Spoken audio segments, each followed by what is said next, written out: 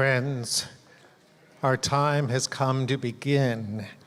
I can see a few empty seats. If you want to walk around and find one, or if you don't mind standing. The good news is that Maxine said to me she wants a full room. She wants to feel everyone around her. And so I'm glad that we can fill each seat and fill the room with our memories, our love, and our gratitude. As we begin, let me just remind you to silence your cell phone so that we won't be disturbed by them. And as you do, I'd like to invite Rabbi Scott to begin with us with a beautiful song about memory and hope.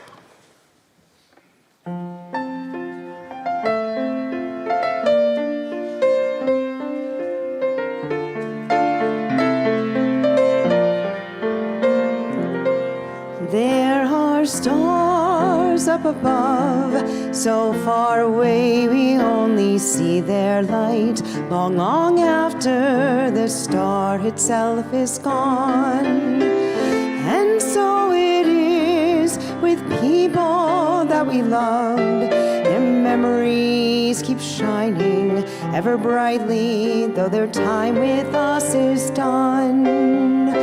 But the stars that light up the darkest night, these are the lights that guide us as we live our days. These are the ways we remember as we live our days. These are the ways we remember.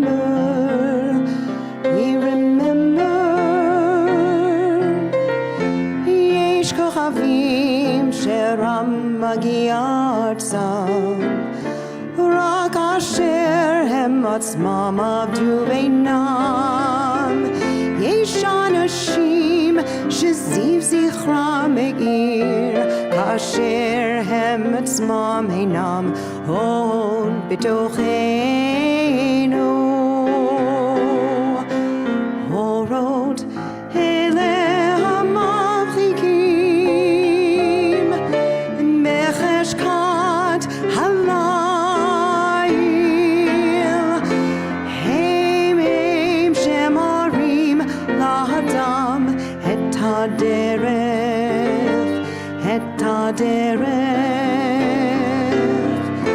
הם שמראים לאדם את הדרך,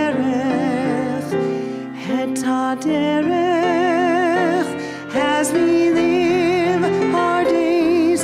These are the ways we remember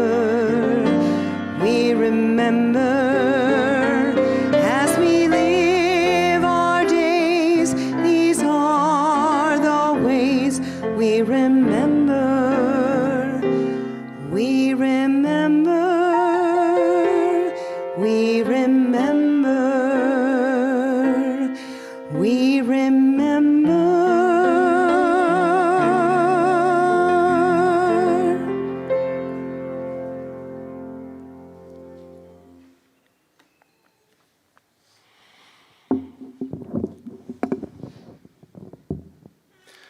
From Psalm 16.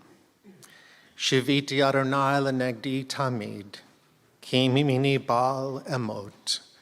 I have set the eternal always before me. God is at my side. I shall not be moved. Therefore does my heart exult and my soul rejoice. My being is secure. For you will not abandon me to death, nor let your faithful one see destruction. You show me the path of life. Your presence brings fullness of joy. Enduring happiness is your gift. Death has taken our dearest Herman Lapin.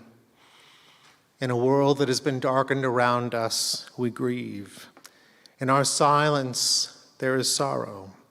And in our tears, there is loneliness. When we feel lost in our sorrow, may we always find this gathering of dear friends, precious family, And God, hear us this day and be with us.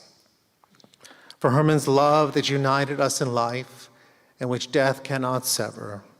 For his companionship that we shared along life's path and which continues through the tenderness of memory. For the gifts of his heart and mind that brought us so much joy and happiness. It's all now a precious remembrance.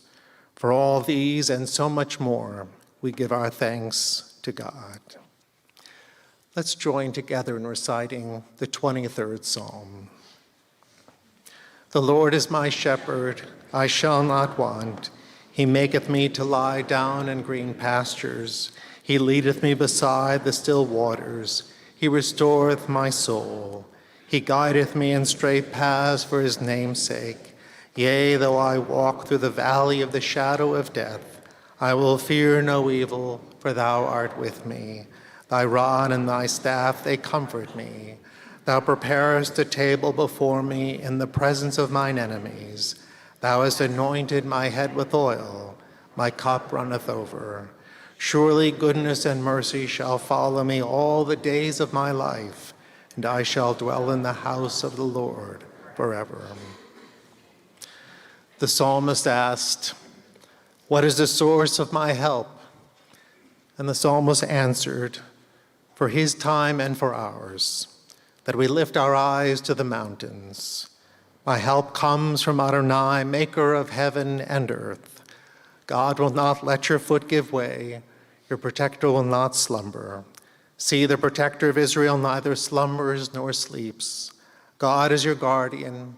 God is your protection at your right hand.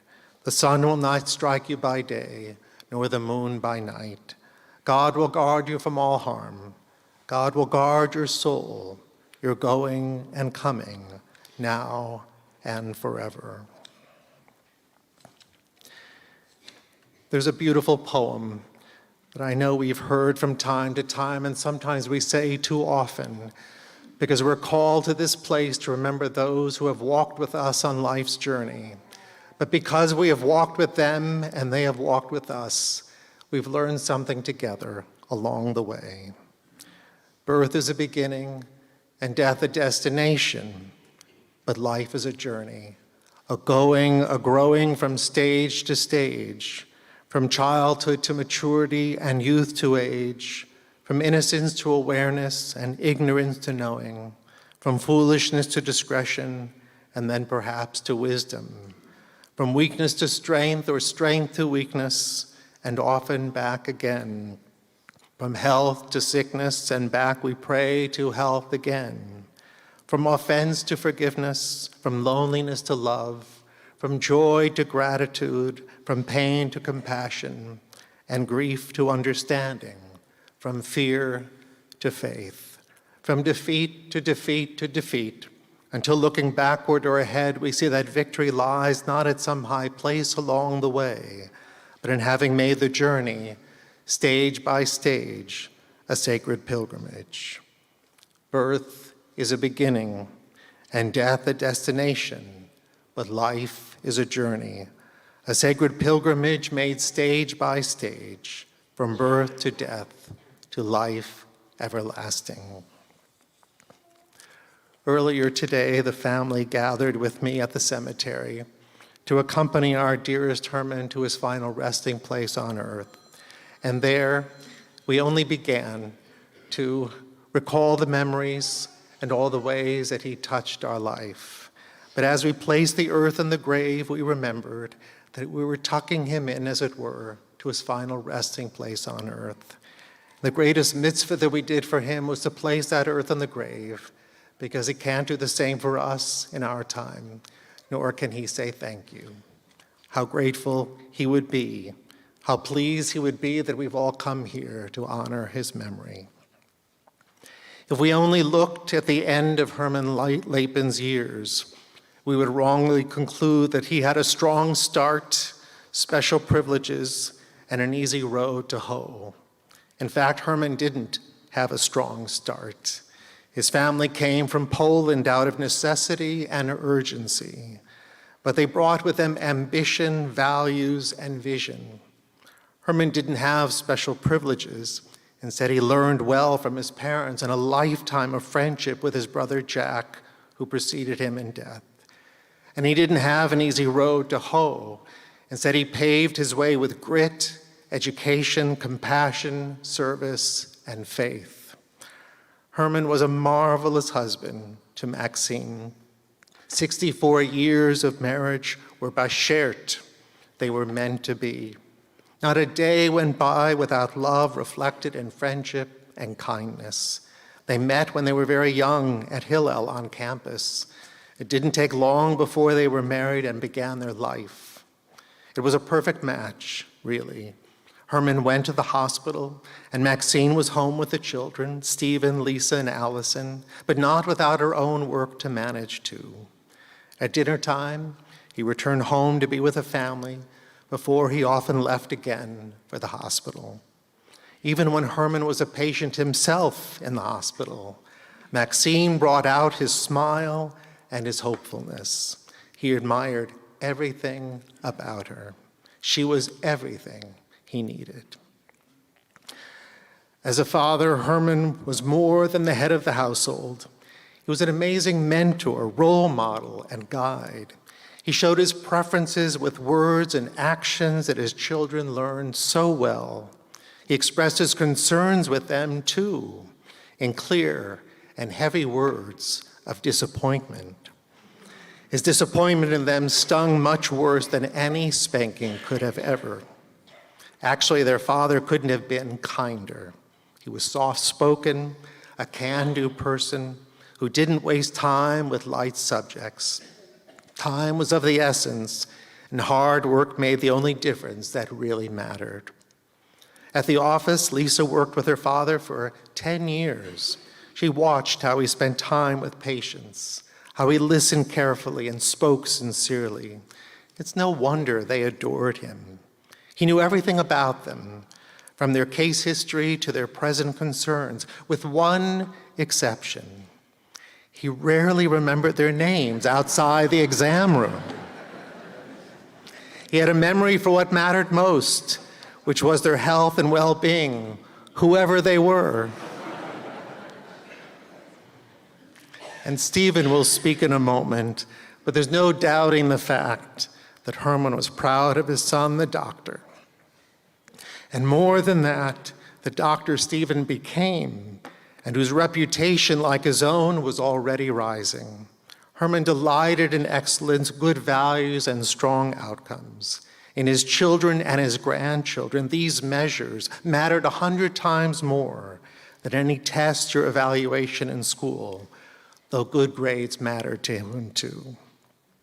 When Allison was born, she entered a family that was familiar with older children. Herman and Maxine were experienced parents. The family began to enjoy more comforts, and Allison, ever grateful, enjoyed them too. She had a bond with her father that endured. For all of them, a phone call with her father was a highlight of his day. He wanted to know everything going on, and he listened to every word. Herman had good advice for his family. He was a practical man. Never far from his childhood memories, he didn't waste time, money, or energy. He often said to his family, spend less than you make and splurge only on your house. It made perfect economic sense. His house was his home, his castle. It was a place where family gathered around the table for Shabbat and holiday dinners, Seders and Hanukkah lights. It was a place where family laughed, watched sports on TV, and created memories. Of course, you should splurge on it. It's no wonder that Herman and Maxine's grandchildren missed the house on Ferris, where many of their earliest memories began.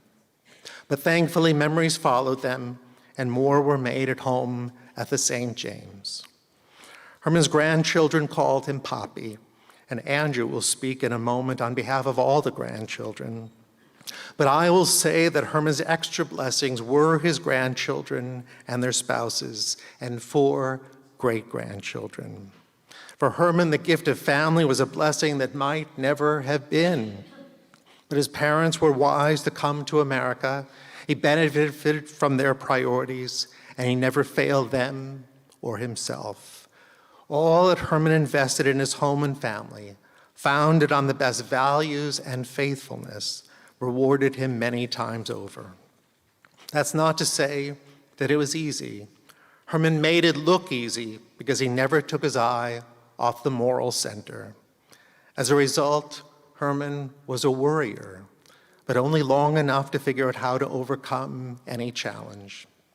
And when it all worked out, he celebrated life. His children's and his grandchildren's bar and bat mitzvahs, their graduations and special occasions were his joy and privilege to support. When they finished high school, his gift to each of them was a Dr. Seuss book and a generous check inside. The book was for children, but its message was for young adults to know that there was a world where they could be anything they wanted to be, just like him. As Herman made more time for himself, he continued to play golf. He played with friends, but he also played with anyone who would join him. Lucky for Herman, his grandson Jake loved to play golf too. The course was another setting where Poppy taught by example, especially the value of patience on the fairway and the green. Herman's achievements are well known and documented, but it's difficult to document a soul's longing and pride. It should be noted, therefore, that Herman was a proud American. He loved this country. In 1988, the Lapin family celebrated their 50th anniversary of coming to the United States. Like many parties, Herman and Jack, his dear brother, sat together all night, talking between them, laughing out loud, and creating more memories. Herman succeeded where others didn't and often don't. He took nothing for granted. He was grateful every day and for every day. When he was hospitalized recently and for the last time, he spoke to me candidly about his appreciation for each day. He knew his medical history, of course, and his prognosis. He came to terms with it. He said to me and to Maxine and to Lisa, who were in the room, that every day he awakes to see the sun, he's going to do his best to make it a good day. He could have been fearful, he could have been mad or inconsolable, but Herman was grateful. He was mindful of his 89 years, just 2 weeks shy of his 90th birthday. With words of thanks and a blessing from his rabbi, he was prepared to follow the path before him. Before I left the hospital, I told Herman and Maxine how grateful I was for their kindness to my family and to me. Herman and Maxine were there when my family first arrived for the first time in 1990. Lisa and I had only one 6-month-old son. They couldn't have been kinder to us. As their family and mine grew, and we shared more occasions, their kindness, sincerity, and love endured and deepened. So when death occurred on Saturday night, surrounded by 15 family members, there was obvious sadness, but abundant gratitude. It was just as Herman, the hardworking, affable, and reliable man, wanted it to be. When I sat with the family on Sunday, there were more tears, but they were quickly followed by common themes that described their confidant, their mentor, and their guide. And at one point, Maxine asked me, well, she told me, actually, to take a picture of the whole room. She wanted to remember that time and place. It was a tribute to Herman, who was and will always be more present than ever for his dear family. True enough, we won't hear his voice or his laughter like we used to, but we'll know in our hearts what he would have said to us. True, we won't see him as we often did over his long lifetime, but we will always remember how he made us feel when we were together. And true, we will miss him on the Jewish holidays, but we'll raise a glass of wine in his honor and sing the songs and tell the ancient stories in his memory, and for the future he wants us to know. Zichrono livracha, may Herman Lapin, a Shem Tov, a good name, be a beacon of light that illuminates our life's path for good and for blessing now and always. Amen. And as we collect our own thoughts and memories, there's nothing more special than a son to remember his father. Stephen. Thank you so much. Take your time.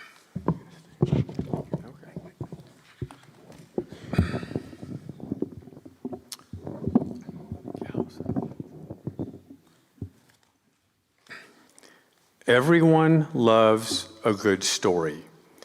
No one knew this more than Herman Lapin, because my dad was always interested in your story, whether you were a family member, a friend, a patient, or a stranger. Dad genuinely wanted to talk to you about your story, and he listened. He really listened. It was a core part of who he was, and he made you feel like you were the most important person in the room. Today, I want to share his story. It's a story about the power of relationships, of love and perseverance, friendship and compassion, and a life well lived.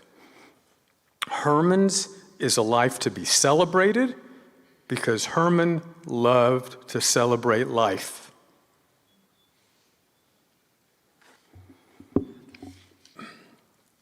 My father was born as Hirsch Lapidus in Grodno, Poland in 1934.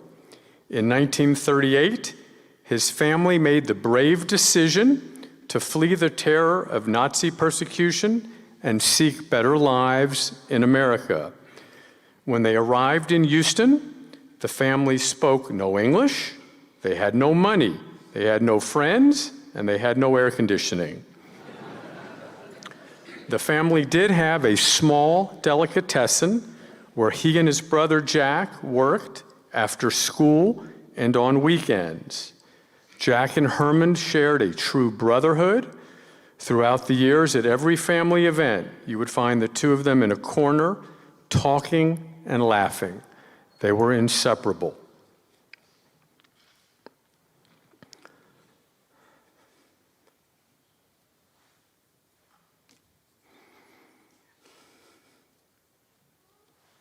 Herman excelled in his studies, graduating from Rice in just 3 years and achieving the highest score in the state of Texas on his medical boards. During his residency, he found his soulmate, started a family, crafted a distinguished career in medicine, and built his home and his life in Houston, the embodiment of the American dream. Dad loved sports. He was an avid golfer and a huge Astros fan. Dad, last night, Ronel Blanco pitched a no-hitter, the 17th in the Astros history, but I'm sure you already know that. I so missed your phone call to share the excitement.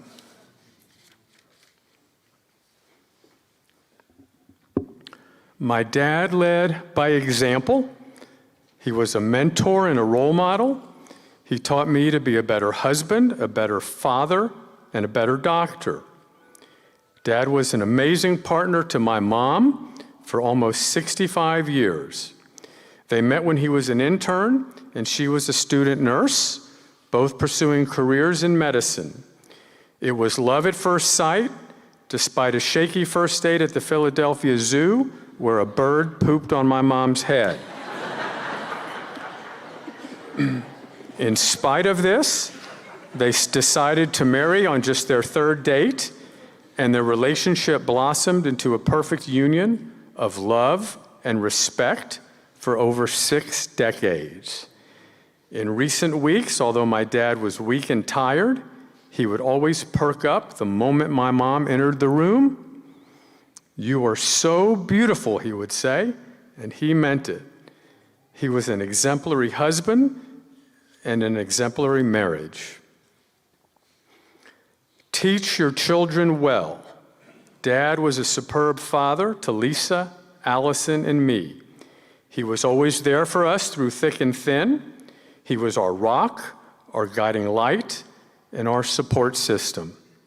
In return, Allison and Lisa's devotion to my dad were so evident these last few weeks as they were there for him around the clock.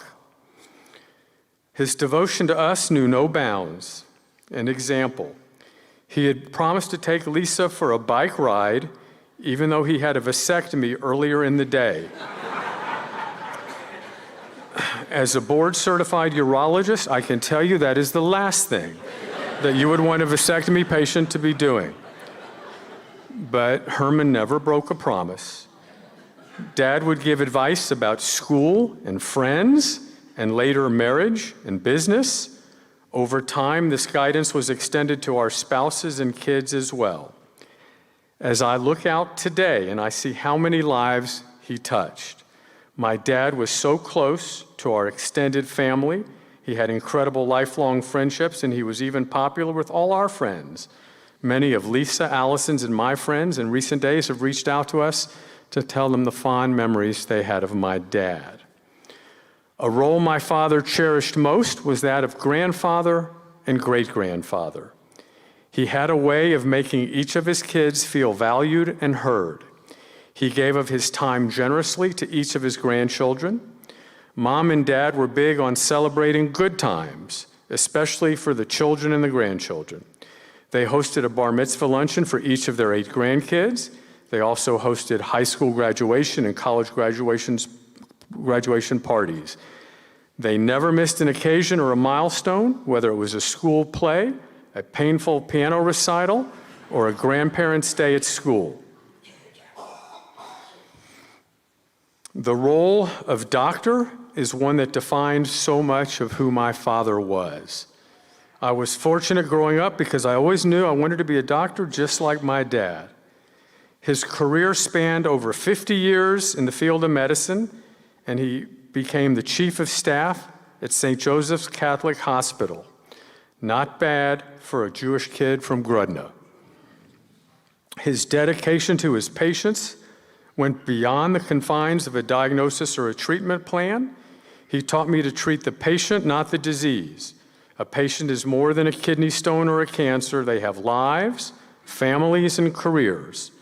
To him, each patient was a story, a life intertwined with others. I have never forgotten this important lesson, and his patients have never forgotten his compassion. Not a day goes by when a former patient of my dad asks me about him and misses his excellent care. When I graduated medical school, my dad sent me an editorial from the Journal of the American Medical Association. It was a letter from a father to his newly graduated medical student's son. I've had this article framed on my desk for 32 years with a handwritten note from my dad. "Stephen, thought you would enjoy this. I agree with the father. Love, Dad." If you will indulge me, let me just share a brief portion. "My dear son, I've been 4 years writing this letter. I felt a particular happiness for you when you described your first days in the anatomy lab. I marveled in your ability to absorb the new and the complex. Don't listen to those who tell you the golden age of American medicine is gone. Our profession will always be a glorious blend of art and science. Nothing will ever replace the heart and the hand of the bringer of hope. The golden age of medicine was, is, and always will be right now. All my love, esteemed colleague, Dad."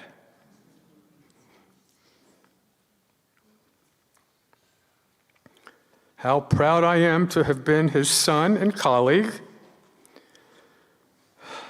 Approaching 90, my father would often reflect about the changes he had seen in his lifetime and the relationships he treasured.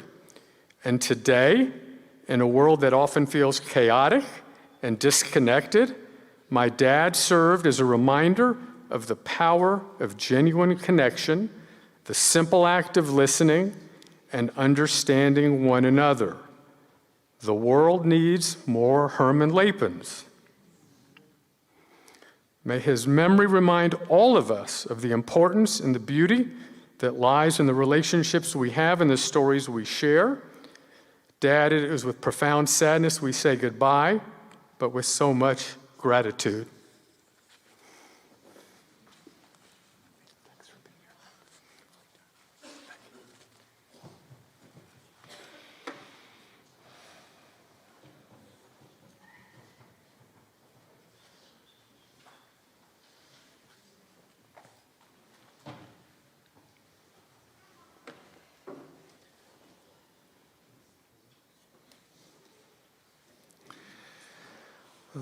Take a breath, Steve. And I'd like to invite Herman's grandson, Andrew, to lead his cousins who are going to join him.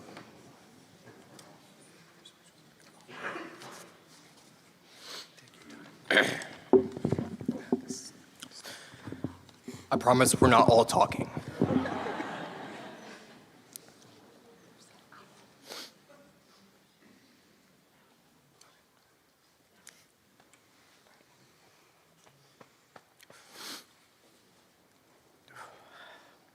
Good afternoon.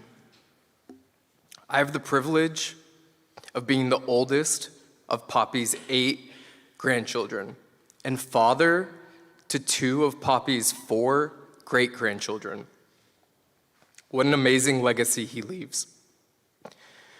Growing up, Poppy instilled in us the values of hard work and perseverance, which enabled an immigrant from Poland to excel academically and become chief of staff at St. Joseph. He truly always led by example. Equally as important were the kindness, compassion, and humility that he embodied. I remember visiting the hospital as a kid. Whenever a nurse or nun discovered that I was Dr. Lapin's grandson, they would gush about what a kind and generous man he was. I was filled with such an immense sense of pride being his grandson. And as Stephen said, Poppy had a genuine interest in others, building a strong sense of community wherever he went. Mimi and Poppy instilled in us a love of travel and shared experiences, especially as a family. They generously organized trips to the mountains, the hill country, and cruises. But adventures with just the grandchildren were important to them as well. I recall being at Disney World during a big Disney anniversary celebration. There was a big parade and floats and fireworks, and Poppy was such a good sport watching it all from the comfort of our room, while I sat in bed and read the latest Harry Potter that Mimi introduced me to, completely uninterested in what was going on outside. And as special as those trips were, it was the emphasis on family togetherness that made Mimi and Poppy's house feel like a second home to all of the cousins.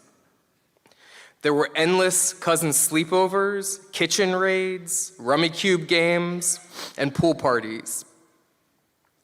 Thinking back, I recall nonstop laughter, 1 or 2 of Jake Lapin's timeless jokes, and Poppy, smiling amidst the chaos with a newspaper in hand. Poppy was wise. He was often the first person we turned to when we needed help in school or had an important career decision. And celebrating those big milestones was important to Poppy. As Rabbi Lyon mentioned, every graduation celebration at the grotto came with a thoughtful gift and reading of Dr. Seuss's book, Oh, the Places You'll Go. And oh, the places we went. As we continued to grow and find partners of our own, Poppy welcomed them into his family with the same kindness and compassion that he demonstrated throughout our lives.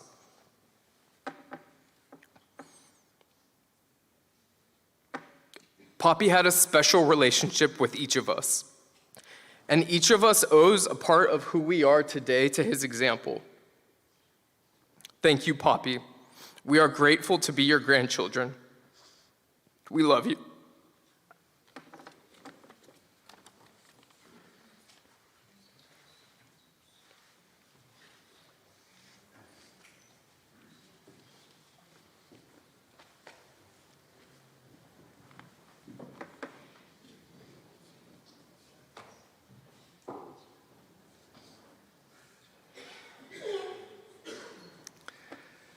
Let's take a moment for silent prayer so that we can collect our own thoughts and memories of our dearest Herman.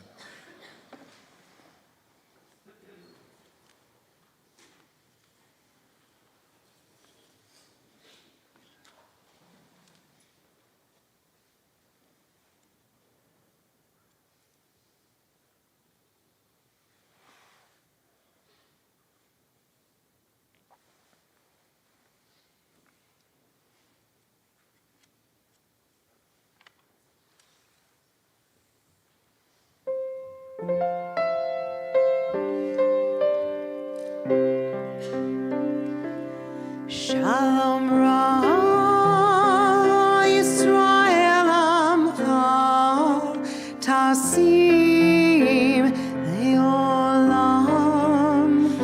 Shalom Ra Yisrael Amcha Tasim Leolam.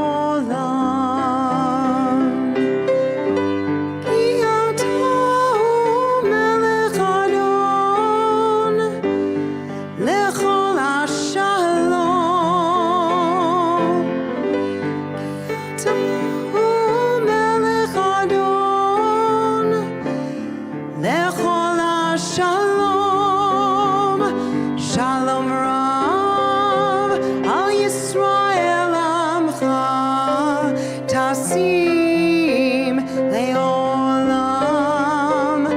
Shalom Rav, Al Yisrael Amcha, Tasim Leolam.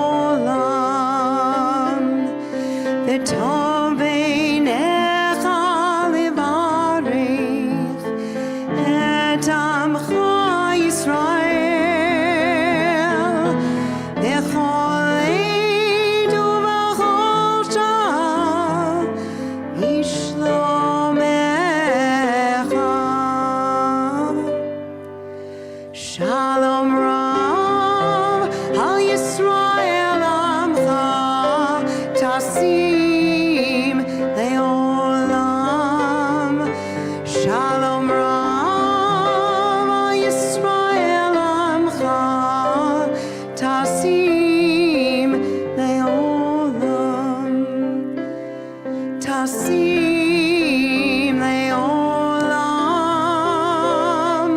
Tasim.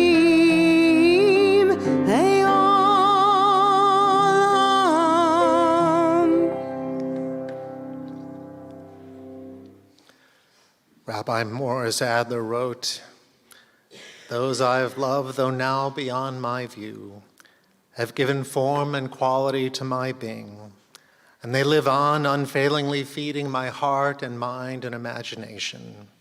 They led me to the wide universe I continue to inhabit, and their presence is more vital to me than their absence.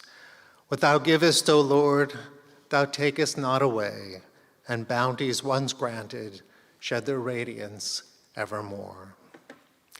In memory and in honor of our dearest Herman Lapin, for those who are able, please rise.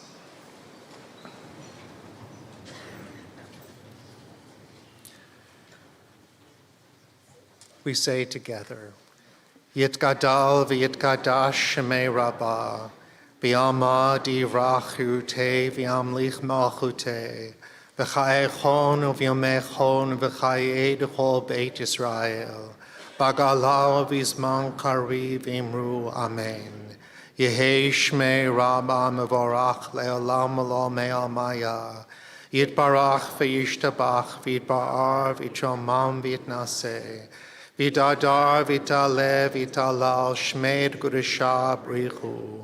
Leila min kol birchata v'shirata, tush b'chata v'nechamata, damiram bi'alma v'imru amen. Yehi shlama rabba min shemaya, v'chayim aleinu v'al kol Yisrael v'imru amen. Oseh shalom b'mromav, hu yaseh shalom. Aleinu v'al kol Yisrael v'imru amen. May the one who causes peace to reign in the high heavens cause peace to reign upon this precious community, gathering of friends and dearest family. Amen. On Friday evening here at Congregation Beth Israel at 6:30 p.m. during our Sabbath service, we'll memorialize the name of our dear Herman once more. Tomorrow evening on Wednesday at 6:30 p.m. at the St. James, we'll continue with a Shiva Minyan. All are welcome to attend. And immediately following our Gordon Chapel service, all are welcome to Wolftime Hall for a meal of condolence. Please come and greet the family and have something to eat with all of us as we continue to remember our dear friend. This concludes our service. Please remain in your places so that Rabbi Scott and I may lead the family from the chapel.